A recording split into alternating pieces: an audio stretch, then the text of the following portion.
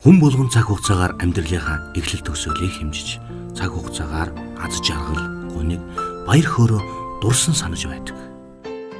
Бид амьдралдаа бие гэдэг хүү хүнийг бүтээн явахдаа олон жилийн дараах бие гэдэг хүү хүнийг төсөөлөн харж байдагч. Зарим хүмүүс түүнийг төрүүлэн харах дуртай. Зарим нь энэ тухай бодохыг ч хүсдэггүй. Гэхдээ л та бидний амьдарч буй энэ цаг мөч өнгөрүүлсэн амьдрал бол төсөөлж буй ирээдүйн амьдралаас үнэн гэдэг нь ойлгомжтой юм. Та энэ цаг мөчид хэн бэ?